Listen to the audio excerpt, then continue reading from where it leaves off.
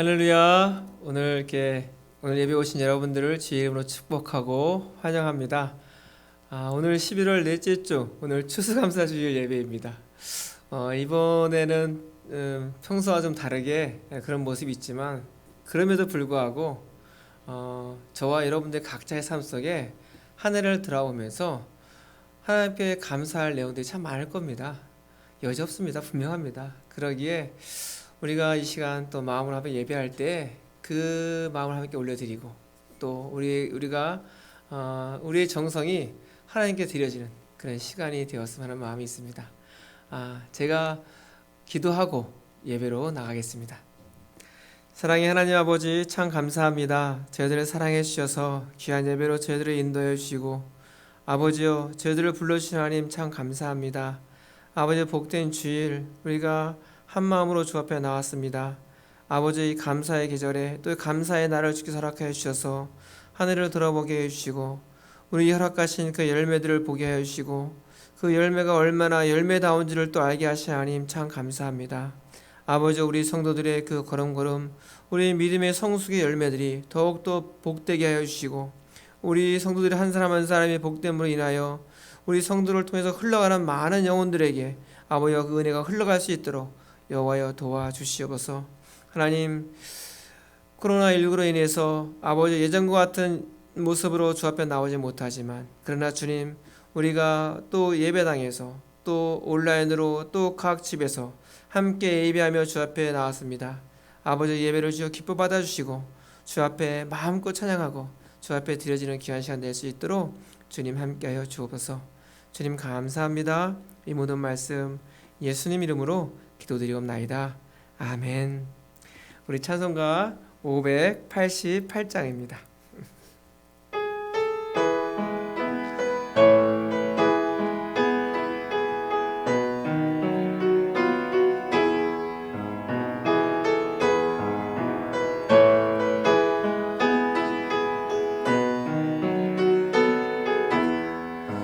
공중 나는 새를 보라, 농사하지 않으며 곡식 모아 곡간 안에 들인 것이 없어도 세상 주관하는 주님 새를 먹여주시니 너희 먹을 것을 위해 근심할 것 무엇냐. 들의 백합화를 보라, 길쌈쓰고 안에도 솔로몬의 입은 옷도 입고만 못하였네. 아궁 속에 던질 풀도 귀히 피시거든 사랑하는 자녀들을 입히시지 않으랴. 너희들은 세상에서 물만 먹고 마시며 무슨 옷을 입고 살까 염려하지 말아라. 이는 이방 사람들이 강구하는 것이요 너희 하늘 아버지는 너희 쓸 것 아신다. 너는 먼저 주의 나라 그의 의를 구하며 하나님이 모든 것을 너희에게 주시리. 내일 일을 위하여서 아무 염려 말지니 내일 염려하지 말라. 오늘 고생 족하다. 아멘. 우리 사도신경으로 우리 신앙 고백하시겠습니다. 전능하사 천지를 만드신 하나님 아버지를 내가 믿사오며 그 외아들 우리 주 예수 그리스도를 믿사오니 이는 성령으로 잉태하사 동정녀 마리아에게 나시고 본디오 빌라드에게 고난을 받으사 십자가에 못 박혀 죽으시고 장사한 지 사흘 만에 죽은 자 가운데서 다시 살아나시며 하늘에 오르사 전능하신 하나님 우편에 앉아 계시다가 저희로서 산자와 죽은 자를 심판하러 오시리라. 성령을 믿사오며 거룩한 공회와 성도가 서로 교통하는 것과 죄를 사하여 주시는 것과 몸이 다시 사는 것과 영원히 사는 것을 믿사옵나이다. 아멘. 우리 찬송가 542장입니다.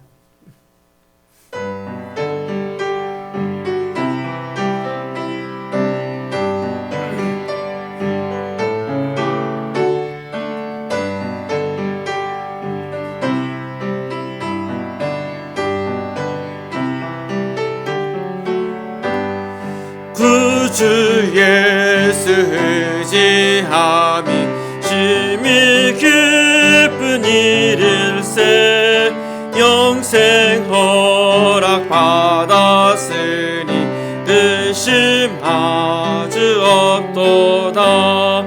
예수 믿는 것은 받은 증거 많도다. 예수 귀한 예수 믿음 더욱 주소서. 구주 예수 의지함이 심히 기쁜 일일세 주를 믿는 나의 마음 그의 피에 적시네. 아멘. 예수 믿는 것을 받은 증거 많도다. 예수 귀한 예수 믿음 더욱 주소서.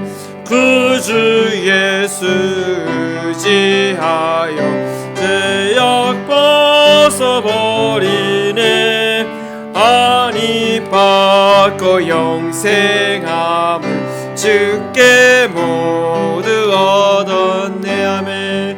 예수 믿는 것은 받은 증거 많도다. 예수 귀한 예수 믿음 더욱 주소서. 구주 예수 의지하여 구원함을 얻었네. 영원 무궁 지나도록 주여 함께 하소서. 예수 믿는 것은 받은 증거 많도다. 예수 귀한 예수 믿음 더욱 주소서. 아멘.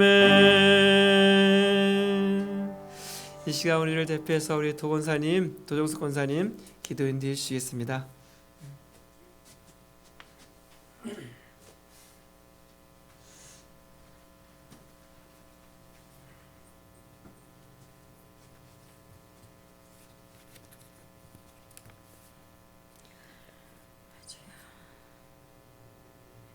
인간의 기도드리겠습니다. 인간의 생사와 화복을 주장하시고 우리가 절대 알 수 없는 우리의 미래를 예비하시는 주님은 감사합니다. 오늘 주님 잊고 있었던 나의 지난해의 결심을 다시 읽고 주님께 회개합니다. 제 입으로 말씀드리고 제 소원으로 기원한 나의 모든 것에 내가 열중하지 못했고 코로나 때문에 누구 때문에 하면서 나태하고 방관하며 살았습니다. 주님, 금요일 천국으로 가신 김우인 집사님을 생각하며 기도합니다. 우리가 알 수 없는 때가 우리의 천국 갈 길입니다. 나를 모르고 때를 모르니 우리가 무엇을 해야 할지도 모르고 그것을 망각하여 하며 살아왔습니다.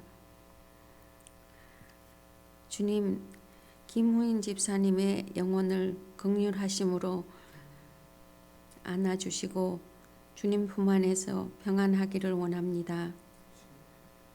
저희들이 한시라도 놓치고 지나서 후회하지 않게 우리들을 도와주시옵소서. 그의 가족들도 김후인 집사님 가족들에게도 우리 주님의 특별한 평강을 허락하여 주시고 지금 지나간 일보다 앞으로 우리가 어떻게 살면서 하나님께 집중하고 하나님께 소망을 두며 그 열매들을 나타나게 할 수 있는지 주님 깨닫게 하여 주시옵소서. 저의 감사와 기원들이 지난해와 같이 헛되게 하지 마시고 앞으로 살아갈 남은 날들을 제 입으로 결심한 일들에 집중하고 주님께서 원하는 날들로 채워지게 하여 주시옵소서. 저희들의 죄가 조금 같을지라도 눈같이 희게 하여 주신다는 주님께 말씀을 믿고 감사드립니다. 저희들의 죄가 사해졌다고 생각하고 앞으로 살아갈 날에 대해서 또 기도합니다. 주님께 대한 감사는 항상 해야 할 우리들의 생활이지만 다사다난했던 2020년을 돌아보며 가장 감사했던 일들을 나열해 봅니다. 주님, 저희들이 불안하며 저희들의 주님을 찾지 못했던 점 용서해 주시옵소서. 곰곰 생각하면 오직 주님께 감사하면서 주님 뜻대로 행하였으면 어떤 일이 지금 일어섰을까 상상해 보기도 하고 다 지난 일인데도 혹여 이렇게 했었으면 조금이라도 더 좋은 결과가 있지 않았을까 하는 여러 가지 일들을 많이 생각해 보며 살았습니다. 그러나 모든 것 위에 임하시는 살아계신 주님을 의지하며 천국으로의 소망이 나의 우울함과 자기 연민에서 나를 구해주시고 특별한 평강을 허락하심으로 더욱 소망에 의지하게 되고 주님께 귀 기울이는 삶을 조금이라도 살게 되었음을 감사드립니다. 나의 주님에 대한 신뢰가 더욱 확실해질수록 더욱 기도하고 세심한 음성에도 귀를 기울이며 말씀 속에서 만나는 사람들의 지나가는 말들 속에서도 나의 주님의 음성을 들으려고 노력하는 것을 감사드립니다. 점차적으로 사람을 믿고 의지하던 나의 오랜 습성들이 하나하나 더럽고 추한 모습으로 눈앞에 나타나고 내가 그곳에서 빠져나오는 경험들을 주님께서 보여주시고 실행하여 하게 주셨음을 감사드립니다. 인간이 사회적인 동물이라며 친구가 필요하고 사랑하고 소통할 만한 세상 사랑을 추구하면서 의지하고 살아왔습니다. 그러나 생활 속에서 주님이 주신 명령대로 행하면서 항상 모든 사람의 주를 대하듯 하라 하신 말씀을 기억하게 함을 감사드립니다.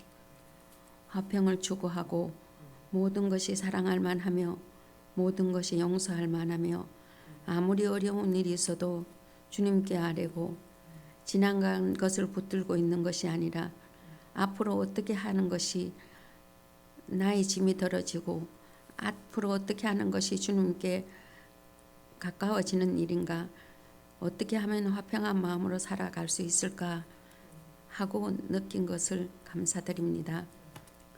사소한 일들이라도 주님께서 주신 나의 영적 생명에 대한 손상이 아니면 무조건적으로 용서하게 되고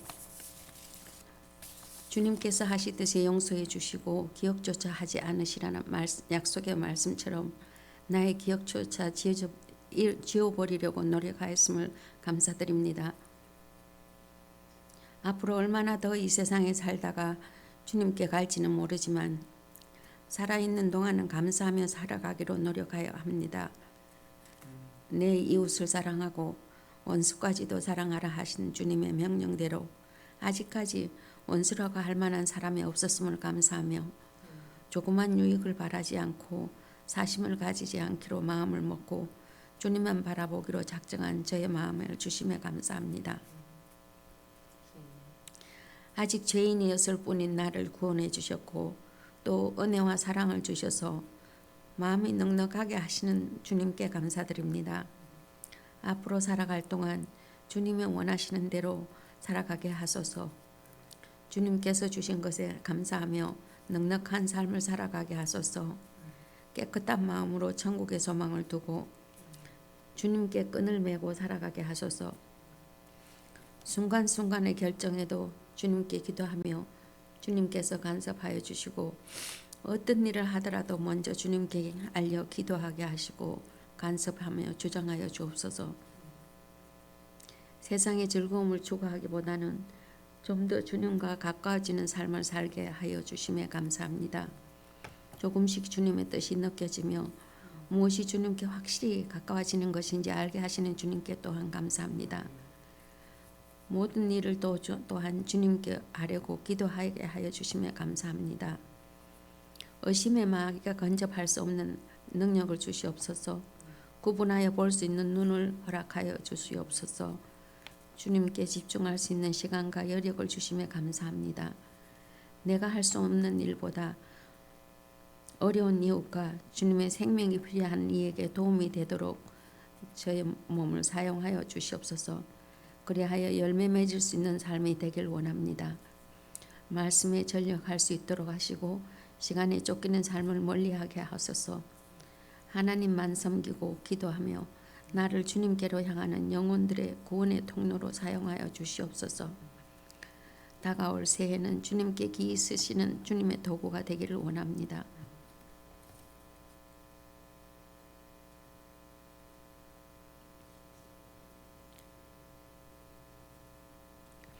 부족하고 미흡하나마 온전한 나의 삶이 주님을 뵙기를 원합니다. 아버지 하나님, 이 모든 말씀 우리 주 예수 그리스도 이름 받들어 기도드려사옵나이다. 아멘.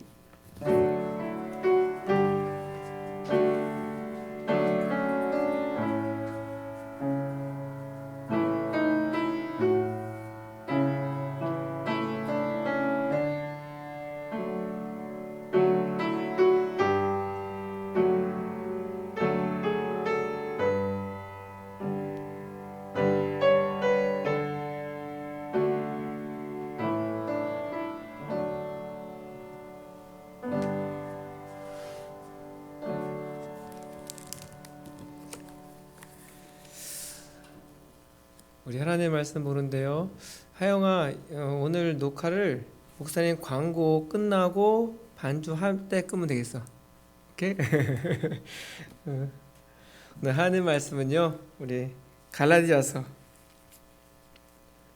5장 19절에서 23절까지 말씀 보겠습니다. 갈라디아서 5장 19절에서 23절 말씀입니다. 우리 한 목소리로 같이 한번 읽지요. 시작. 육체의 일은 분명히 아니 곧 음행과 더러운 것과 호색과 우상 숭배와 주술과 원수 맺는 것과 분쟁과 시기와 분냄과 당 짓는 것과 분열함과 이단과 투기와 술 취함과 방탕함과 또 그와 같은 것들이라. 전에 너희에게 경계한 것 같이 경계하노니 이런 일을 하는 자들은 하나님의 나라를 유업으로 받지 못할 것이요 오직 성령의 열매는 사랑과 희락과 화평과 오래 참음과 자비와 양성과 충성과 온유와 절제니 이 같은 것을 금지할 법이 없느니라. 아멘. 우리가 계속 갈라디아서 5장 말씀들을 보면서 육체의 일, 성령의 일을 계속 묵상했습니다. 우리가 성령을 따라간다면, 성령 충만하면 나타나는 분명한 증거가 무엇이다? 오직 예수. 다른 것이 아닙니다. 내가 말을 하든 행동을 하든 어떤 삶을 하든 성령 충만한 그 사람에게 나타나는 모습은 오직 예수입니다. 그러나 우리 속에 또 다른 소욕이 있습니다. 그것이 육체의 소욕입니다. 육체의 소욕을 좀 다른 말로 좀 표현하자면 죄성이죠. 우리의 죄성. 이 죄성은 우리 스스로 구원자가 되려는 우리 안에 그런 한 부분입니다. 그러기에 항상 모든 죄의 배후의 죄는요, 하나님의 은혜와 이 선하심에 의지하지 않고, 그렇죠? 자력 구원으로, 나 스스로의 구원으로 삶을 보호하고 지키려는 그런 갈망이 우리에게 있다는 겁니다. 그래서 이 죄성은 그 자체로 선한 어떤 행동에 집착하여서 이를 어떻게 해요? 우상으로 탈바꿈시킵니다. 그래서 거기서 구원을 얻으려고 하고 있고, 그래서 결국 우상에 대한 과욕이 생겨나는 겁니다. 그래서 이 육체의 일의 결과는 결국은 우상 숭배고, 그것이 나의 죄성이 다른 모양으로 열매가 맺혀지는 겁니다. 그러면서 19절부터 21절까지 어떤 열매가 맺혀지는지 아주 구체적으로 이야기하고 있습니다. 19절부터 21절까지 육체의 일을 하면서 쭉 열거가 되면서 가만히 보면 행동만 얘기하는 것이 아니라 태도도 행동만큼이나 우리 육체의 이 과욕임을 오늘 이 목록에서 쭉 이야기하고 있습니다. 19절 볼까요? 19절에 세 가지 용어가 나옵니다. 이 세 가지 육체의 일들은 주로 이 성적인 분야와 관계된 일입니다. 음행이라고 표현하고 있죠. 음행은 결혼하지 않는 사람들의 성관계를 이야기합니다. 그렇죠? 그 다음에 이 더러운 것은 순리에 어긋난 성관계를 이야기합니다. 그리고 호색은 무절제한 성을 이야기합니다. 그래서 19절의 이 세 가지 단어는 성적인 부분을 이야기합니다. 그러면서 20절에 좀 두 단어가 나오는데 우상 숭배와 또 주술이 나옵니다. 이 우상 숭배와 주술은 함께 따라오는데, 이 부분은 이 구체적으로 그 시대의 잡신들을 이야기하는 부분이 있습니다. 그래서 이 우상 숭배는 그 부실한 대리신을 만들어 놓고 주술하는 겁니다. 스스로 이렇게 성령의 일인 채 이렇게 하는 겁니다. 그래서 이 우상 숭배는 부실한 마치 금송아지 하나 만들어 놓고 어떤 형상 하나 만들어 놓고 거기서 막 주문을 주술합니다. 마치 그것이 성령이 일을 하는 것처럼. 그것이 우상 숭배와 주술이라고 이야기하는 겁니다. 그러면서 20절부터 21절까지 8가지의 목록이 나오면서 거기에 육체의 관계를 파괴하는 모습을 보여줍니다. 그러면서 네 단어가 나오는데요. 이 단어는 파괴적인 단어입니다. 이 파괴적인 단어는 어떤 단어가 있냐면 당 짓는 것. 그렇죠? 어떻게 당을 짓죠? 경쟁심, 이기심, 또 어떤 사사로운 어떤 자기 욕심, 이런 걸로 당을 짓습니다. 그렇죠? 또 하나는 투기는 남의 것을 탐심하는 그런 마음입니다. 왜 그럴까요? 자족하지 못하기 때문에, 감사할 줄 모르기 때문에, 감사하지 못해서 오는 욕심들입니다. 그 투기가 옵니다. 시기는 무엇일까요? 이 굶주린 자아. 저는 이 굶주린 자아를 좀 열등감이라고 표현하고 싶습니다. 그런 열등감에 빠져 있으면 거기서 열기가 나오고 힘이 나옵니다. 그러지 않으려고. 그러면서 그것이 시기하는 마음으로 나오는 겁니다. 그리고 또 하나가 원수 맺는 것. 여러분, 원수를 어떻게 맺어요? 좋은 말에서 원수 맺어요? 이 사람 착해 그래서 나하고 원수야, 이러지 않잖아요. 미움을 찾아내고 그러면서 적의를 갖고 이렇게 원수를 맺습니다. 이러면서 이 파괴적인 태도입니다. 그러면서 그 다음에 또 네 가지 단어는 뭐냐면 그 파괴적인 태도가 낳는 결과가 뭐냐라는 겁니다. 그래서 네 가지 단어가 나오는데 그것이 분쟁입니다. 이 분쟁은 논쟁을 막 만드는 겁니다. 그리고 싸움을 거는 겁니다. 이게 분쟁입니다.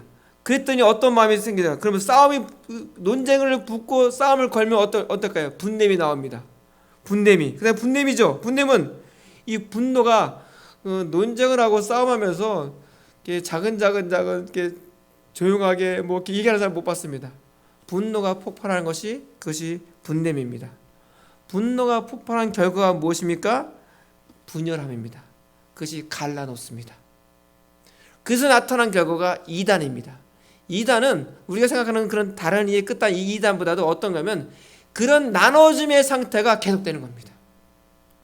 서로 싸우는 집단과 영구적으로 이 파당이 만들어지는 겁니다. 그것이 이단입니다.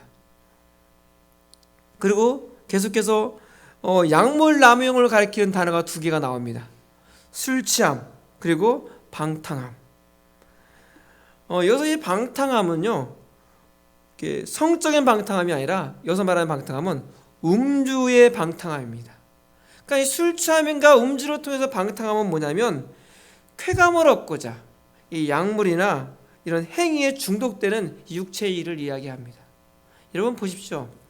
육체의 결과로 육체의 열매에서 육체의 일을 쫓음으로 나타나는 그런 열매들을 하나하나 보십시오.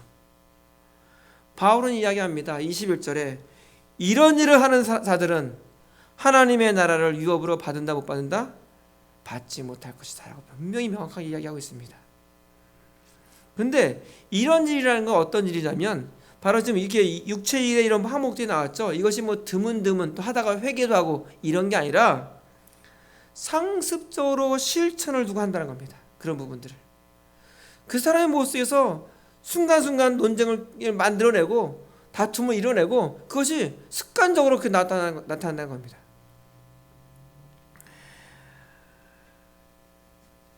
왜 그럴까요? 그런 우리 마음속에 분명히 그런 부분이 있습니다. 뭐 여기 설교를 하는 이 목사의 마음에는 그런 게 없을까요? 당연히 있죠. 그런 모습이 있는데 문제는 싸우지 않는 겁니다. 그런 소욕들을 싸우지 않고 계속해서 내 주장이 옳아 하면서 나의 죄성을 계속 탐닉해 나가는 겁니다. 왜 그럴까요? 아직 예수님의 구원을 모릅니다. 성령의 새롭게 하심을 받지 못했기 때문에 받지 못함으로 나타난 증거들입니다. 계속해서 내가 그런 분과 싸우지 않고 오히려 그런 죄성을 탐닉하는 이유가 바로 그런 이유 때문입니다. 그래서 오늘 바울이 이야기하는 목적이 뭐냐면 여러분들이 구원의 확신을 그 갈라디아 교인들이 구원의 확신을 가진 것을 허물으려고 하는 것이 아니라 그들이 구원의 확신을 가지면서 왔을 때 이 육체의 이런 일들을 너무 안일하게 여기는 것 때문에 얘기하는 겁니다. 그런 부분들을 너무 쉽게 치부하는 겁니다. 아, 사람은 다 그래 뭐 이렇게 하면서 그렇지 않잖아요. 그런 부분을 얘기합니다. 그러면서 이 목록들을 가만히 보면 어떤 부분은 이 종교적인 사람들의 특징이 나옵니다. 뭐 당을 짓거나 투기하거나 시기하거나 그런 부분이 많이 나왔죠. 또 어떤 부분들은 신앙 없는 사람들의 특징이 나옵니다. 술 취함, 방탕함 이런 부분들. 그런데 재밌는 것은 더 놀라운 것은 우리가 흔히 어떤 섹스나 이런 음주를 질투와 뭐 시기 이것보다 큰 죄로 보고 있지만 성경은 그렇게 보지 않는다는 겁니다. 똑같이 같은 목록으로 같이 보고 있습니다. 본래 신앙 없는 사람은요, 이 종교적인 사람의 육체의 흠을 더 못됐다고 이야기합니다. 그렇죠? 야, 종교를 가야 되는데 뭐 가야 돼? 이렇게 살면 돼? 이렇게. 또 반대로 신앙 있는 사람은 신앙 없는 사람의 육체의 흠을 도에 지나쳤다고 보는 성향이 많이 있습니다. 그러나 오늘 이 성경은 이것을 다 무너뜨립니다. 오히려 사람들은 어떻게 하냐면 자신의 죄성과 싸우기보다는 어떻게 해요? 남의 죄성의 일을 살피는데 훨씬 더 관심이 많다는 겁니다. 왜 그럴까요? 왜 다른 사람의 이야기를 듣기 싶어하고 그 사람의 좋은 모습보다도 그 사람의 약점들, 그 사람의 못난 모습들, 그 사람의 무너지는 모습들을 듣기를 더 좋아하고 살필까요? 이유는 하나입니다. 자기의 죄성과 싸우지 않기 때문입니다. 여러분, 우리가 다 경험해봤잖아요. 정말 지금 이게 어마어마한 목록이 나왔어요. 아, 난 다 예외야. 이렇게만 할 수 있는 사람은 없어요. 그렇다면 그거 싸운다면 열심히 싸운다면 한번 생각해보십시오. 거기에 열심히 싸우는데 다른 사람이 뭐 이러쿵저러쿵 거기에 관심이 있습니까? 그것이 신경이 쓰이던가요? 신경이 쓰인다는 건 뭐냐면 내가 지금 나의 이 죄성과 싸우는 일에 열심히 하지 않는다는 증거입니다. 여러분, 월요일부터 시작해서 토요일까지 열심히 일했습니다. 정말 우리가 흔히 이야기하듯이 뭐 밥만 먹었지 거의 뭐 일하느라고 정신이 없었습니다. 먹고 살려니까. 그렇죠? 그러다가 주일을 쉬어서 주일날 아침에 더 자고 싶은데 일어나서 잘 치장하고 잘 이렇게 준비해서 예배에 나옵니다. 왜 나올까요? 목적이 하나예요. 예배하기 위해서. 여러분, 주중에 열심히 일하는 사람들은, 신앙인들이요, 열심히 일하는 사람들은 주일날 오는 목적이 하나예요. 예배가 목적이에요. 다른 것은 관심이 없어요. 그런데 주중에 열심히 일하지 않고 시간이 많은 사람들은 주일날 예배가 목적이 아니에요. 예배는 빨리 끝났으면 좋은 거예요. 오늘 목사님 설교가 왜 이렇게 길어하면서 시계를 자꾸 이렇게 보고 자기 시계 보고 막 이래요. 다른 게 관심이 있어요. 다른 자기 취미들, 자기 이야기거리들을 같이 나누려고. 관심이 틀려지는 거예요. 주중에 열심히 정말 믿음의 경주를 해나가고 자기의 사업, 자기의 일들을 열심히 경주하는 사람들은 예배에 사모해서 예배에 집중하게 돼 있어요. 이렇쿵저렇쿵 그런 소리 듣고 싶지도 않고 그런 말 하고 싶지도 않고 어떻게 하면 하나님 앞에 나올 수 있을까? 하나님 임재를 경험할까? 어떻게 하면 그 말씀을 통해서 내 삶들을 또 평일 일주일 동안에 그 삶들을 부딪힐까? 그런 사모함이 있는 거예요. 근데 열심히 일하지 않으면 남의 죄성을 찾기에 바쁘고 있다는 거예요. 이게 육체의 일의 결과예요. 거기에 매인 사람들의 결과예요. 저는 다른 사람을 얘기하는 게 아니에요. 우리 그리스도인들, 갈라디아 교인들, 우리 성도들도 거기에 예외는 아니라는 거예요. 그러나 우리가 성령의 인도하시는 바가 되면 내가 사모하는, 내가 바뀌고 싶은, 변화받고 싶은 그런 사람이 된다는 거예요. 그래서 성령에 힘입어서 내가 그리스도를 닮은 성품으로 조금씩 성장해 가면 육체의 일에서 해방되는 거예요. 그런 나의 소욕에서 자유를 누릴 수 있는 거예요. 그래서 그럴 때 자기 본연의 모습에 더 가까워지는 거예요. 여러분 각자 또 여러분 나의 본연의 모습이 어떤 모습일까요? 하나님의 형상입니다. 내가 성령의 이끌림에 따라서 인도하시는 바가 되면 내 본연의 모습에 가까워지는데 그것이 뭐냐? 하나님의 오리지널, 그 하나님의 형상의 모습들이 회복되는 겁니다. 성령으로 말미암아 새로워지는 우리의 심령은 그런 사람 되기를 원합니다. 자, 그러면서 바울은 계속 이야기하죠. 22절, 23절 성령의 열매는 얘기합니다. 저는 이 성령의 열매를 쭉 멍덩이를 보면서 성령님께서 일하는 방식이 있구나 이걸 깨달았어요. 성령님의 양육 방법 그러면서 열매를 어떻게 보냐면 그리스도인들의 성장으로 보고 있다는 거예요. 그래서 그리스도인의 성장은 성령님께서 우리를 양육하여서 성숙시키기 위해서 어떻게 하실까? 그리스도인의 성장은, 성령의 열매는 뭘까? 점진적이라는 거예요. 열매가, 여러분 이렇게 농사 져봤죠? 집에서 이렇게 사과나무나 유실수 심어놓지만 또 고추도 심어놓고 또 토마토도 심어놓고 씨를 심어놨더니 열매가 그 다음날 내가 물 주고 햇빛 좋으니까 그 다음날 열매가 쫙 열리던가요? 그렇지 않죠. 시간이 필요한 거예요. 기다려줘야 되는 거예요. 그러면 그 때가 되면 열매가 나오는 거예요. 마찬가지로 성령의 열매도 그리스도인의 삶 속에 자라는 중이라는 거예요. 그러니까 나도 잘 몰라요. 근데 어떤 때 그런 걸 알 수 있냐면 좀 역경이 생기고 또 힘든 일이 생겼을 때 이런 고백을 하는 사람들 들어봤어요. 제가 몇 년 전만 해도 나는 이런 상황이 오면 오래 참거나 절제하지 못했는데, 그 말은 뭐예요? 지금은 참고 절제한다는 의미예요. 왜 그럴까요? 내 안에서 성령의 열매가 자라기 때문에 그래요. 여러분, 성령의 열매는 우리 그리스도인의 성숙은 점진적이에요. 그게 건강한 사람이에요. 금방 은혜 받았다고 그 다음날부터 은혜 받았어. 목사님 저 좀 불러주세요. 저 좀 같이 하죠. 제가 이런 사람들 치고 오래 같이 하는 사람 못 봤어요. 금방 달라져요. 사탄은요 가만 놔두지 않아요. 그런 사람들 금방 달라져요. 건강한 성숙은 점진적이에요. 여러분, 그러기에 우리가 성도 한 분 한 분을 교제하면서 왜 저 사람은 저래? 왜 저 사람 저래? 이렇게 말할 게 아니라는 거예요. 성령의 열매가 자라고 있는 거예요. 지금 성숙해지고 있는 거예요. 어떤 열매는 조금 빨리 자라고 어떤 열매는 좀 더디 자라요. 병만 들지 않았으면 병들었다 느꼈으면 빨리 내가 치유해줘야죠. 왜 병들었어 얘기할 것이 아니라 도와줘야죠. 약을 먹이고 물을 먹이고 음식을 줘야죠. 그러면 성숙해지고 자라는 거예요. 그럴 때 우리는 사람 때문에 다른 성도 때문에 상처받고 실망 가질 필요가 없는 거예요. 기다려주는 거예요. 왜요? 누가 기다리기 때문에? 여러분, 하나님도 기다리세요.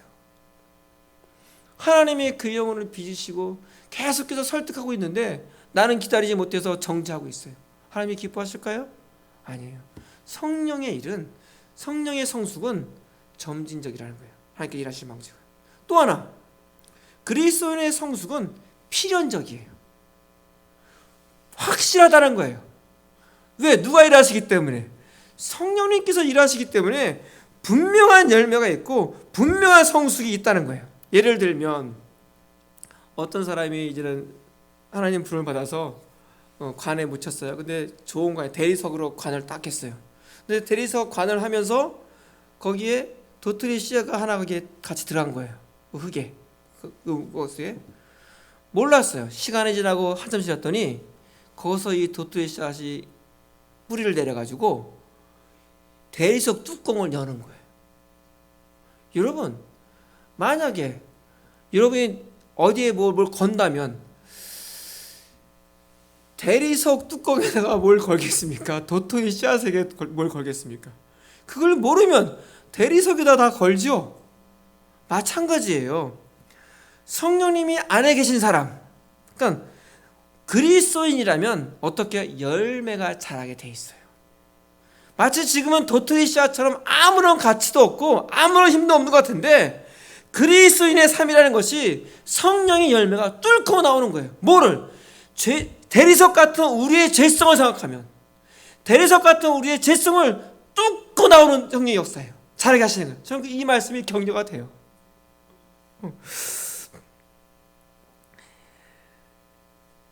믿음으로 구원받은 사람은 그 안에 성령의 열매가 자라고 있어요.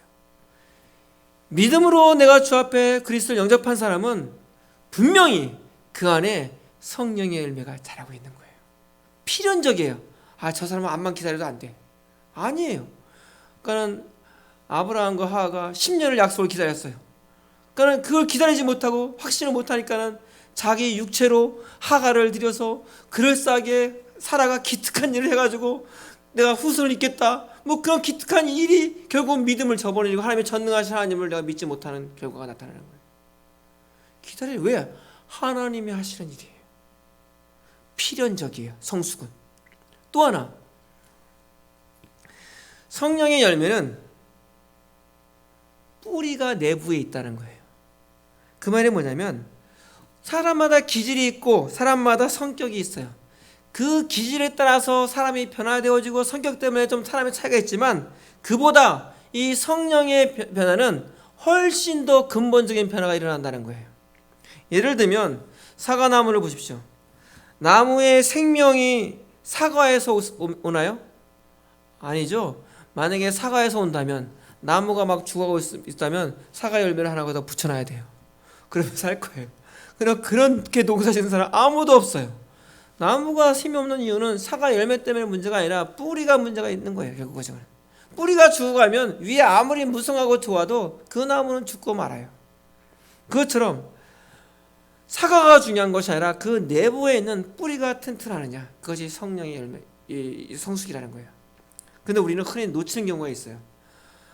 은사를 성령님께서 어떤 사람 안에 역사하는 징표로 보는 경향이 있어요. 이 달란트를 여러분 보십시오. 어떤 사람은 나보다 이걸 잘해. 달란트가 더 있는 것 같아. 어떤 사람은 더 좀 착한 것 같아. 기질적으로. 그러면 이것이 성령의 열매라고 보는 경우가 있어요. 그렇지 않다는 거예요. 성경은 그렇게 얘기하지 않아요. 여러분, 가룟 유다나 사울 왕이나 은사가 있었어요, 없었어요? 은사가 있었어요. 예언도 했고 또 기적도 체험했어요. 그렇지만 그들의 심령이 성령으로 말미암아 새로워지지는 않았어요. 여러분, 성령의 인도를 받으면 성령의 열매가 자라게 돼 있어요. 그래서 은사는 이 심령이 은혜로 변화받지 않은 사람도 구사할 수 있어요. 이에 대해서 이게 어떤 말인지, 좀 예를 들어서 기질적으로 좀 착한 사람이 있어요. 기질적으로 온 사람이 있어요. 마치 그럼 나보다 내가 교회 다니는데도 내가 예수 믿는데도 저 사람이 더 착한 것 같아. 많이 있어요. 또 기질적으로 그런 사람이 있어요. 또 삶의 경험을 통해서 훈련된 것도 있어요. 그러면 그것이 나보다 훨씬 더 탁월한 능력이 있고 은사가 있는 것 같아요. 은사예요. 그러나 그것을 은사는 심령의 은혜로 변화받지 않아도 은사는 나타나요. 그러나 성령의 열매는 하나님의 자녀 안에서만 나타나요. 그래서 내가 정말 성령님께서 내주하시는 하나님의 자녀인지를 아는 유일한 기준은 뭘까요? 내 안에 이 자라는 성령의 열매가 있느냐는 거예요. 나 사랑이 있어가 아니라 이 죽어있는, 그냥 멈춰있는 이 열매가 아니라 자라는 성령의 열매가 있느냐는 거예요. 그것이 내 안에 성령이 내주하는지 아닌지를 나타내는 분명한 기준이에요. 바울은요, 그걸 얘기하면서 첫 부분에 성령의 열매를 쭉 얘기하면서 제일 먼저 뭘 얘기해요? 오직 성령의 열매는 사랑을 이야기해요. 그러면서 바울은 고린도전서를 쓰면서 이 특정한 은사에 너무 과욕을 부리고 있던 그 사람들 향해서 고린도전서 13장에 이렇게 얘기하는 거예요. 내가 사람의 방언과 천사의 말을 할지라도 사랑이 없으면 소리나는 구리가 되고, 이렇게 얘기해요. 내가 아무것도 아니요 내게 아무 유익도 없다. 그렇다는 거예요. 그러니까 과욕되는 은사들은 어떤 의미도 없다는 거예요. 은사는 있을 수 있지만 그것이 성령의 열매로 나타나지 않는다는 거예요. 그리고 마지막으로 또 하나는 뭐냐면, 내가 그리스도의 성령의 열매가 내게 있으면 어떻게 해요? 이 성령의 그리스도의 성장은 균형이 있어요. 오늘 보십시오. 20절. 오직 성령의 열매들은 사랑과 희락과 화평과 이렇게 얘기했나요? 아니죠. 오직 성령의 열매는 이렇게 했죠. 오직 성령의 열매들은이 아니라 오직 성령의 열매는, 우리가 볼 때는 성령의 열매는 해놓고 몇 가지가 나와요? 9가지 나와요. 그러면 열매는 해야 돼요? 열매들은이라고 써야 돼요? 문법적으로 따지면 열매들은이라고 써야 돼요. 그래서 사랑, 희락, 화평, 오래 참아 딱 나와야 돼요. 근데 성경은 열매는이라고 얘기했어요. 왜 그랬을까요? 성령의 열매는 언제나 함께 성장한다는 거예요. 그렇죠. 모두가 하나라는 거예요. 그래서 조나단 에드워드라는 그런 유명한 신학자는 그런 표현을 썼어요. 기독교의 은혜는 서로 연결되어 있다. 그래서 성령의 열매가 한 부분만 자라고 나머지 모든 부분이 자라지 않을 수 있다 없다? 자라지 않을 수 없다는 거예요. 내가 사랑의 열매가 자라고 있다면 희락, 화평, 오래 참음도 당연히 자라는 거예요. 근데 내가 사랑의 열매가 자라지 않고 있어요. 그러면 다른 열매든 마찬가지로 안 자란다는 거예요. 어떤 건 자라고 어떤 건 안 자라고. 그래서 어떤 분이, 저는 9가지 성령의 열매 중에서 그래도 참는 건 좀 잘해요. 그렇지만 난 절제는 못해요. 제가 이걸 뭐라고 했어요? 기질적으로 좀 잘 참는 사람이 있어요. 또 기질적으로 또 삶의 또 훈련들을 많이 받아서 또 멈춰야 할 때 또 멈출 줄 아는 절제를 잘하는 사람도 있어요. 그러나 이것이 열매가 아니라는 거예요. 기질적으로 그렇게 하지만, 그렇지만 그것이 그 사람의 기질이지 그것이 성령의 열매는 아니라는 거예요. 왜요? 성령의 열매는 함께 가는 거예요. 함께 자라는 거예요. 요한일서 4장 20절에 이런 말씀이 있어요. 누구든지 하나님을 사랑하노라 하고 그 형제를 미워하면 이는 거짓말하는 것이다. 그러니까 성경이 이렇게 말하는 거예요. 누구든지 하나님을 형제를 사랑하지 않으면 균형을 잃은 자다, 이렇게 말하지 않고, 형제를 사랑하노라 하고 하나님을 사랑하노라 하고 형제를 사랑하지 않는 것은 균형을 잃은 것이 아니라 거짓말이다.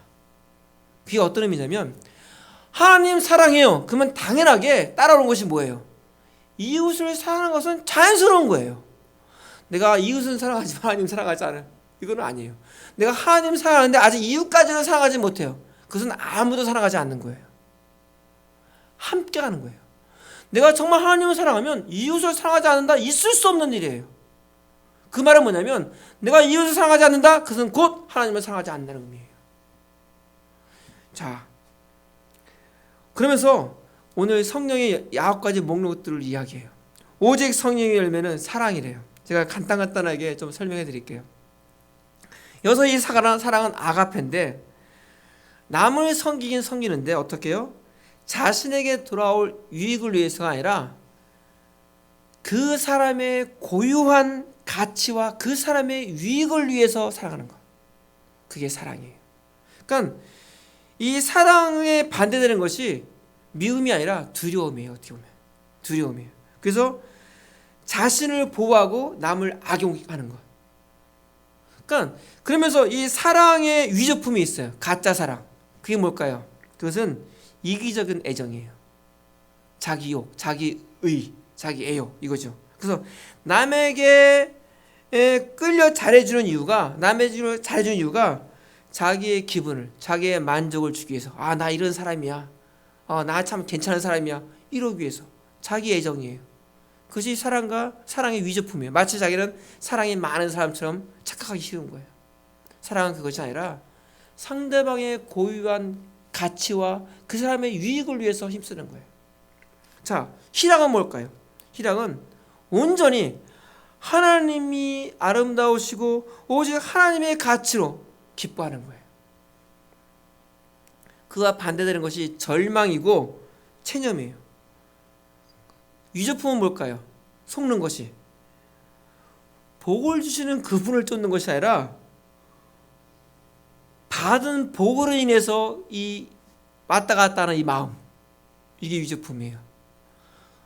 하나님이 보여주셔서 감사해. 근데 이 받은 복 때문에 기뻐하기도 하고 슬퍼하기도 해요. 하나님의 복은 우리가 생각하는 복하고는 달라요. 어떨 때는 채찍이 복일 수 있어요. 어떨 때는 고난이 복일 수 있어요. 그렇기 때문에 그것만 보면 감사하지 못하고 기뻐할 수 없어요. 근데 희망할 수 있는 일은 뭐냐면, 내가 하나님이 어떤 신실한 신분이고 그분이 어떤 분인지를 내가 알기 때문에 기뻐할 수 있는 거예요. 그게 바로 희락이에요. 화평은 뭘까요?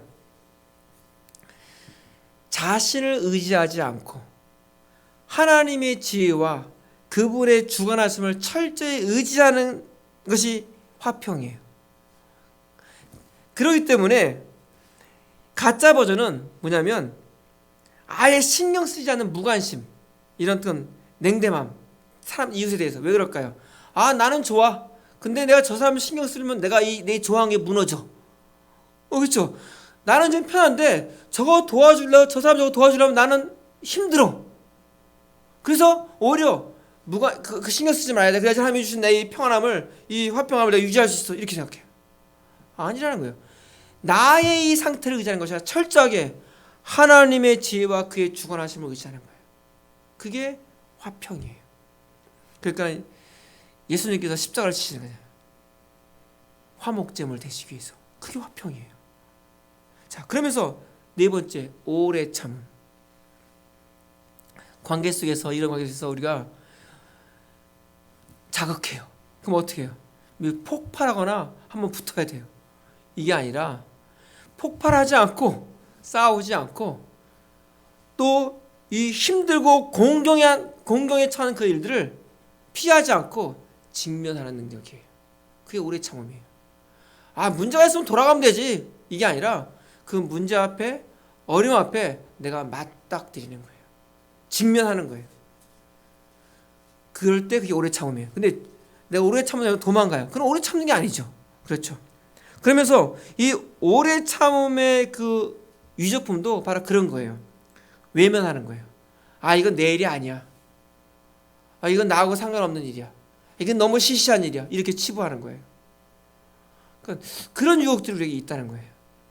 다섯 번째, 자비는 뭘까요? 자비는 내가 힘들고 약한데도 불구하고 이웃을 실제로 섬기는 거예요. 내가 약한 가운데서 그를 돌보는 거예요. 내가 힘없는 가운데서 그를 섬겨주는 거예요. 그러니까 이 반대되는 마음은 남의 기쁨을 함께하지 못하는 이 시기심들. 그러니까 우리나라 속담에 그런 속담이 있죠. 사촌이 뭐 사면 배 아픈 거. 이건 자비가 아니라는 거예요. 그래서 이 가짜 위조품이 뭐냐면, 이 자비의 위조품은 남을 조종하는 선행. 그건 위조품이에요. 선을 베푸는 목적이 내가 이만하면 저 사람에게도 인정받고 너 하나님께도 인정받고 나 착한 사람일 거야. 이게 가짜 자비예요. 선을 해요. 근데 목적이 자화자찬하는 거예요. 자기 스스로 자기를 인정하고 그런 목적으로. 그게 자비의 위조품이에요. 우리가 자비한다고 하면서도 그런 유혹에 빠질 때가 있다는 거예요. 6번째, 양선은 뭘까요? 양선은 한마디로 진실한 거예요. 근데 진실한데 어떻게 언제나 어떤 상황이나 한결같이 진실한 거예요. 그게 양선이에요. 그래서 이 양선의 위조품이 뭘까? 외식 아니면 위선인 것 같아요. 외식은 뭐냐면 하나님 앞에 서 있지 않고 사람 앞에 서 있기 때문에 그래요. 그러니까 사람이 볼 때는 와 진실한 것 같아. 저 사람 너무 착해. 뭐든지 앞장서 일을 해. 근데 누가 날 보지 않으면 막 살아. 양선이 아니에요. 양선은 한결같이 진실한 거예요. 어떻게 그럴 수 있어요? 내가 항상 하나님 앞에 있다고 생각하면 그럴 수 있어요. 그 관점을 놓치지 않으면, 내가 여호와 앞에 있는 존재라는 것을 놓치지 않으면 우리 그리스도인들이 양선의 길에서 벗어나지 않을 수 있어요. 그게 양선이에요. 7번째, 충성. 충성은 뭘까요? 말 그대로 성실하고 용감한 거예요. 성실하고 용감한 건 뭐냐면 말과 행동이 일치하는 거예요. 그러기에 이 충성의 위조는 뭐냐면, 가짜는 허세, 허풍 이거예요. 말을 너무 잘하는 거예요. 그 사람 말만 들으면 뭐 될 것 같아. 괜찮은 사람 같아. 근데 아무것도 하지 않아요. 말은 그럴싸하게 하는데 어떤 것도 함께 하지 않아요. 온유는 뭘까요? 온유는 겸손이에요. 쉽게 얘기하면 겸손한 거예요. 그러니까 우월감이나 자아도취에 빠지지 않고, 그래서 이 겸손과 좀 이렇게 겸손과 비슷한 게 뭐예요? 열등감이에요. 열등감 사실은. 그렇죠? 근데 이 열등감과 겸손이 같이 가는 것 같아요. 나 힘이 없어서 나 못해. 내가 좀 참아줄게. 이것이 어떻게 볼 때는 겸손인 것 같고 열등감인데, 이 내면의 차이는 굉장히 달라요. 겸손은 힘이 있는 사람이 하는 거예요. 열등감은 스스로 어떻게 자기의 그 주도권을 놓치는 사람이에요. 어떤 사람을 만나냐에 따라서 달라지는 거예요. 예를 들어서 나보다 힘 있는 사람이 되면 안 되는 거예요. 근데 내가 좀 힘이 나보다 약한 사람일 때는 막 기당하고, 나보다 부한 사람일 때는 힘이 없는데 나보다 가난한 사람일 때는 힘이 있고, 이 열등감이에요. 마치 겸손처럼 느껴지는데 아니라는 거예요. 겸손은 내가 힘이 있는 거예요. 그렇지만 낮아지는 거예요. 왜요? 하나님 앞에 있기 때문에. 그러니까 우리가 성경에서 가장 온유한 사람을 누구라고 표현하고 있어요? 재밌게 제가 모세예요. 모세는 어떻게 보면 온유하고 좀 거리가 먼 사람 같은데 모세를 두고 있어요. 왜 그럴까요? 자기가 하지 않고 하나님이 하실 걸 알고 자기는 그 자리에서 자기 역할을 하는 거예요. 누가 뭐라 해도 당신만 하나님의 사람이냐, 당신만 하나님의 음성을 들었냐, 이런 소리를 들어도 거기에 대해서 왈가부가 떠들지 아니하고 잠잠하고 또 자기에 맡겨진 일 하는 거예요. 그냥 그게 온유한 사람이에요. 왜? 하나님이 하시기 때문에. 미리암이 어떻게 됐어요? 하나님이 하시잖아요. 하나님이 하시게 할게요. 그게 온유한 사람이에요. 마지막으로 절제는 말 그대로 스톱이죠. 스톱. 근데 또 재밌는 게 뭐냐면, 급한 일보다 중요한 일을 하는 사람이 절제하는 사람이에요. 절제가 아무것도 안 하는 거야, 멈추는 거야가 아니라 움직이는 사람이에요. 근데 어떻게 움직이냐면 급한 일을 하는 것이 아니라 중요한 일을 하는 사람이 절제하는 사람이에요. 여러분, 이게 왜 절제예요? 우리는요, 급한 일에 더 마음을 빼앗기고 뭐 그런 일에 더 쉽게 따라가고 있어요. 따라가요. 근데 정작 중요한 일은 놓칠 때가 너무 많이 있어요. 왜? 빨리 가고 또 이 급하게 움직이느라고 정말 중요한 일을 못 하는 거예요. 그러기에 스톱해야 되는 거예요. 그게 절제예요. 이 절제의 위조품은 뭐냐면 이 교만한 통제 욕구예요. 그래서 자기 의지력을 믿는 거예요. 아, 나는 내 의지력은 내가 어떤 자리에 있어도 괜찮아. 이 보통 이렇게 우리가 선교회 다닐 때 대학생들 그러잖아요. 이 파티 가야 되고 막 이렇게 술자리에 참여해야 돼요. 그러면 안 가면 돼요. 근데 가요. 그러면서 뭐라고 얘기하냐면 나는 거기 가서 술 안 먹을 자신이 있어. 나는 믿음이 확실하기 때문에 내 의지를 믿어. 여러분, 이게 그릇된 절제예요. 그렇지 않아요. 안 가는 게 절제하는 거예요. 그걸 몰라요. 예, 여러분 보십시오. 이 성령의 열매가 이 9가지 항목들을 가만히 보세요. 여러분, 어떤 걸 느껴요? 아, 어떤 건 내가 좀 더 있어야 되고 어떤 건 덜 있어야겠다, 이런 마음이 들어요? 아니죠. 이 성령의 9가지 열매는 우리 성도들에게 다 절절히 필요한 것들이에요. 내가 예수 그리스도를 믿고 주의 성령이 내게 임하여 주시면 그때부터 성령님께서 나를 자라게 하시는데 내 속에서 이 9가지 열매를 자라게 만들어 주시는 거예요. 그 전에는 이게 없었어요. 내 안에 육체의 열매들이, 육체의 소욕들이, 육체의 일들이 가득해 있었는데 이제는 내가 주를 영접함으로 인해서 성령의 소욕이 내게 들어왔어요. 그랬더니 내 안에서 2가지 소욕이 다 있는 거예요. 그러면 어떻게 해요? 아, 내가 성령을 내가 받아들이면 내 안에는 육체의 소욕은 없어지는구나. 그렇지 않아요. 우리가 이 땅에 있는 동안에 주님 다시 오시기 전까지는, 내가 주님 전에 가기 전까지는 그 싸움을 싸운 육체를 가지고 있어요. 그렇다면 어떻게 이 육체의 정욕을, 육체의 일들을 잠잠하게 할까요? 없어지는 것이 아니라 성령의 열매의 일들을 잘하게 하는 데 내가 힘을 쏟는 거예요. 그게 어떤 경주요? 그게 믿음의 경주의 말 그대로. 그 경주를 뗄 때 내가 오늘 이 9가지 항목들을 하나하나 곱씹고, 그러면서 그런 부분들을 내 삶 속에서 하나하나 하나님 앞에 내가 자녀됨으로써 삶들을 하나하나 살아가는 거예요. 그러면 어느 순간인가 똑같은 것 같아. 어제나 오늘이나 2019년도나 2020년이나 내 안에 성령의 열매가 비슷한 것 같은데 그렇지 않아요. 내가 그런 생각을 가지고 내가 한결같이 그런 모습을 나갈 때 나도 모르는 사이에 나의 믿음이, 나의 열매가 자라서 대리석같이 꽉 눌러있는 나의 죄성을 그것이 뚫고 나와요. 아, 내가 그때는 못 참았는데 내가 참고 있네. 내가 그때는 한마디 했을 텐데 내가 지금 잠잠하네. 아, 그때는 같이 으쌰으쌰 갔는데 지금은 스톱하고 있네. 이런 나 자신을 발견할 거예요. 이게 바로 성령을 소유한 사람들의 특징이에요. 여러분, 2020년 한 해를 돌아보십시오. 올해 2020년은 어떤 해보다도 저는 오히려 감사가 더 많이 나와야 될 해라고 저는 생각을 해요. 왜 그럴까요? 어려움이 더 많이 있었기 때문에. 생각지 못한 일이 우리 교회 차원에서도 어마어마한 일이 벌어지고 있잖아요. 그러면 이 상황만 보면 어떻게 해야 될까요? 내 안에서 육체의 소욕이 나오죠. 당 짓기 시작하고 분쟁 일으키고 토론하고 막 야, 교회 가야 돼 말아야 돼 하면서 시작부터 해서 어떻게, 그게 아니라 오히려 이럴수록 성령의 사람은 그럴수록 그리스도가 더 드러나게 돼 있어요. 하나님이 기뻐하시는 것이 무엇인지 알기 때문에 내 안에서 이럴수록 하나님의 사람은 더 빛을 발하는 거예요. 오늘 한 해를 돌아보고 이 추수의 계절에 여러분들 어떤 열매가 여러분의 삶 속에 있어요? 여러분들 안에 어떤 열매가 지금 자라고 있고 그것을 감사하고 있어요?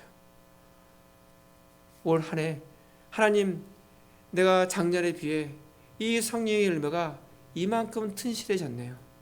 조금 더 내가 온유할 수 있었고, 조금 더 내가 더 참을 수 있었고, 조금 더 내가 도울 수 있었고, 조금 더 열심히 할 수 있었고, 이런 마음들이 달라졌고, 조금 더 내 손이 좀 더 움직이기 시작하였고, 하나님 감사합니다. 여러분, 감사의 목록들이 쏟아져 나오게 있어요. 사랑하는 성도 여러분, 앞으로 우리의 삶들이 이 성령의 열매들이 자라지 못하게 하는 대리석과 같은 그런 무게들이 더 내려앉을 겁니다. 우리 삶 속에. 두렵습니까? 사탄의 그런 힘보다 내가 믿는 하나님은 전능하신 하나님이십니다. 아무리 세상에 기를 쓰고 사단이 아무리 용을 써도 하나님이 쉬 하면 없어지는 존재입니다. 내가 믿는 하나님은 그런 하나님입니다. 우리가 그 하나님을 뭐라고 부르고 있습니까? 아바 아버지라.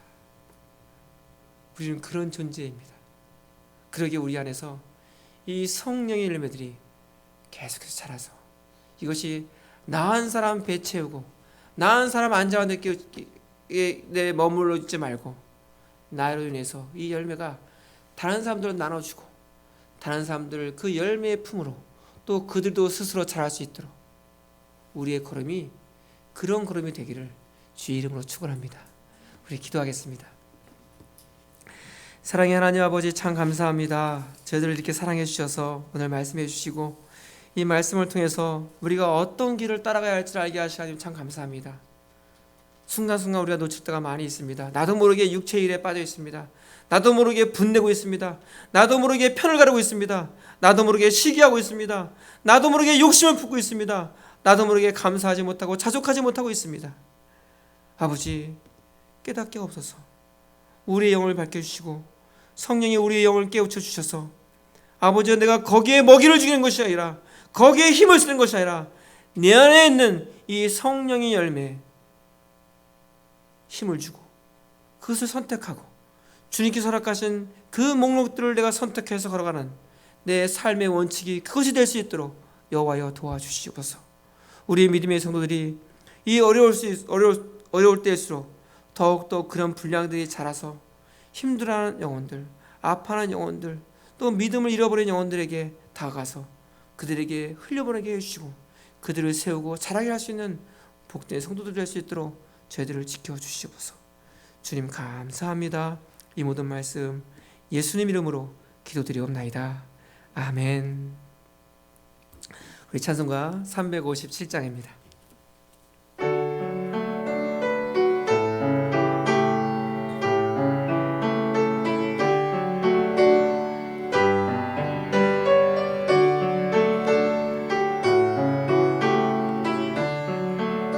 주 믿는 사람 일어나 다 힘을 합하여 이 세상 모든 마귀를 다쳐서 멸하세.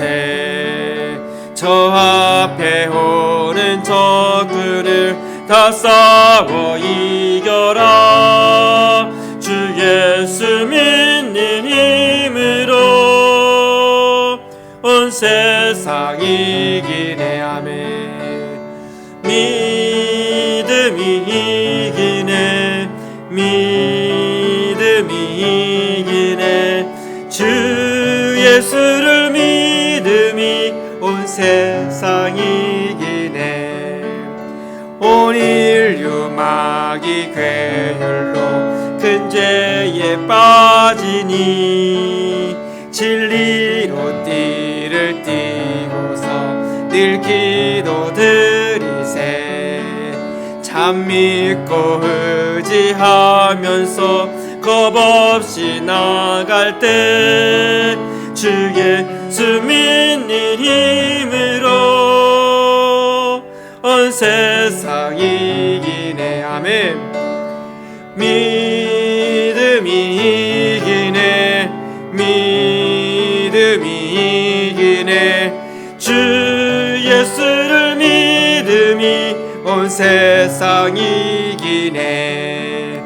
끝까지 이긴 자에게 흰 옷을 입히고 또 영생 복을 주시니 참 기쁜 일일세. 이 어두운 세상 지나서 저 천성 가도록 주 예수 믿는 힘으로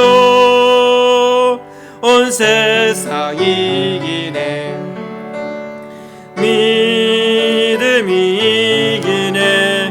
믿음이 이기네. 주 예수를 믿음이 온 세상 이기네.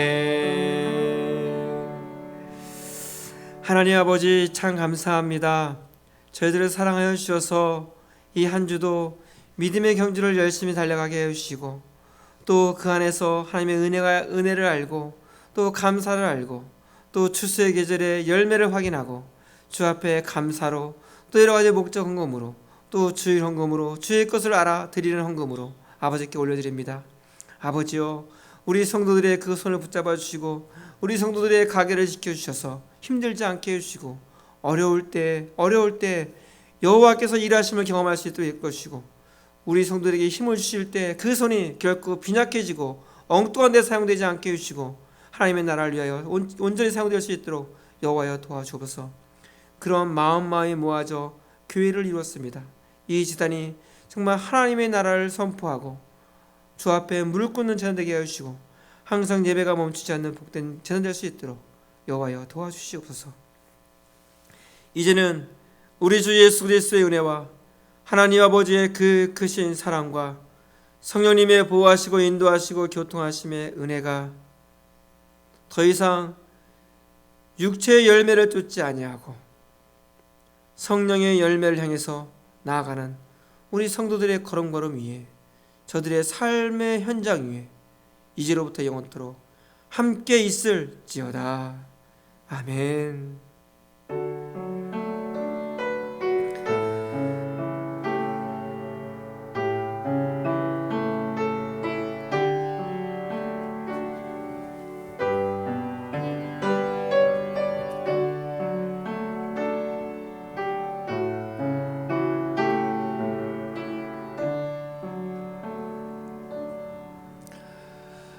예배는 마쳤고 교회 소식 하나 올려드리겠습니다. 제가 토요일날 새벽, 원래 이번 지난주에 새벽을 우리가 다 안 하기로 했는데 금요일날 오전에 우리 사랑하는 우리 김우인 집사님이 불의의 사고로 이렇게 하나님 부름을 받아서 제가 그 토요일날 새벽에 이렇게 그냥 설교로 위로 예배를 먼저 올려드렸습니다. 그래서 우리 성도들이 아마 소식을 다 들었을 겁니다. 그래서 어제 또 같이 또 가족 찾아가서 예배를 좀 드렸고 모든 이제 절차들이 진행되는데 화요일 날 장례 예식이 있습니다. 오실 수 있는 분들은 제가 여러분들에게 주소를 보내드릴 테니까는 오실 수 있는 분들은 오시면 감사하겠습니다. 그래서 거기서 보니까 30명에서 50명 정도 괜찮다고 합니다. 그래서 오실 수 있는 분들은 다 마스크 하시고 오시면 화요일날 11시입니다. 그래서 제가 여러분 주소랑 함께 보내드릴 테니까는 오실 수 있는 분들은 같이 오셔서 또 올해 참석하지 못하더라도 오셔서 또 좀 잠깐 위로해 주시고 돌아가셔도 괜찮습니다. 그래서 성도들이 오늘 여기 오신 분도 그렇고 또 온라인으로 또 우리 말씀 듣는 우리 성도도 마찬가지고 제가 다 주소랑 보내드릴 테니까는 거기 참여해 주셔서 같이 예배로 또 같이 위로로 같이 이렇게 드렸으면 좋겠습니다. 그래서 내일 월요일이죠. 월요일 날은 아마 처음 이제 가족들이 만나러 갑니다. 가족들이 김은 집사님 보러 가고 그래서 화요일 날 장례 예식하고 화장하면 수요일 날 제가 또 화관식 합니다. 수요일 날 이렇게 또 있습니다. 그래서 수요일 날도 이렇게 오시는 분들은 오셔도 괜찮을 것 같습니다. 그래서 바깥에 살기 때문에 그래서 제가 주소를 보내드릴 테니까는 그러니까 수요일 날은 아직 근데 시간이 정확하게 아직 안 나와서 제가 아직 말씀 못 드리고 이제 화요일 날 11시는 좀 나와 있습니다. 그래서 그렇게 같이 좀 참여할 수 있는 분들은 참여해 주시면 감사하겠습니다.